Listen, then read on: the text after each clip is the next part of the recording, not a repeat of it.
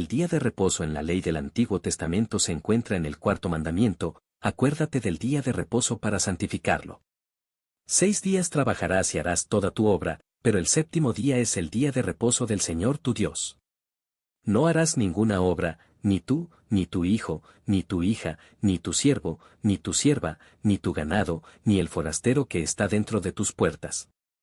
Porque en 6 días hizo el Señor los cielos y la tierra, el mar y todo lo que hay en ellos, y reposó en el séptimo día.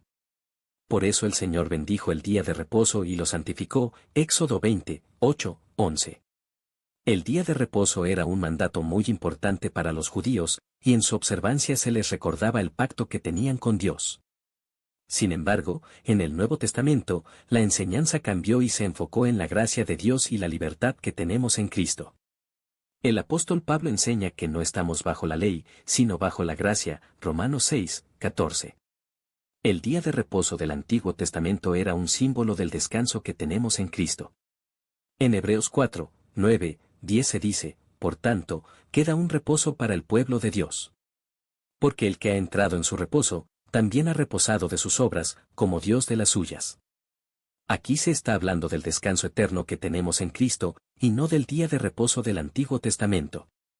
Además, en Colosenses 2, 16, 17, Pablo les dice a los cristianos que no permitan que nadie les juzgue por no guardar el día de reposo, por tanto, que nadie los juzgue en cuanto a comida o bebida, o en cuanto a días de fiesta, o de luna nueva, o de días de reposo, que son sombra de lo que ha de venir, pero el cuerpo es de Cristo.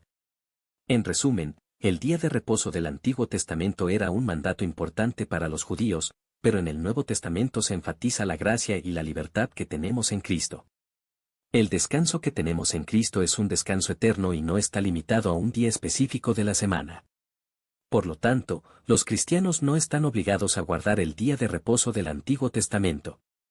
La Biblia también señala que los días festivos, incluyendo el sábado, eran una sombra de las cosas por venir, y que la realidad se encuentra en Cristo. Colosenses 2, 16, 17. Es decir, que el día de reposo era una anticipación de la obra que Cristo realizaría para la salvación del mundo, y que cuando Él cumplió esa obra, se abolió la necesidad de guardar el sábado.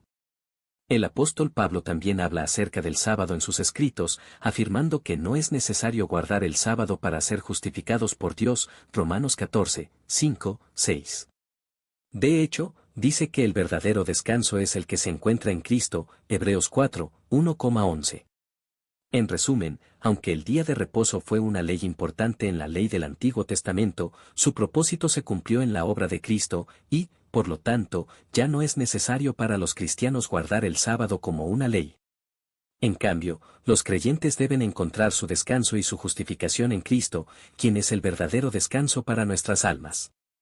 Además, en el libro de Hebreos en el Nuevo Testamento, se menciona que Jesús es el sumo sacerdote que ha entrado en el santuario celestial, no hecho por manos humanas, y que ha obtenido la redención eterna para su pueblo. Hebreos 9, 11-12.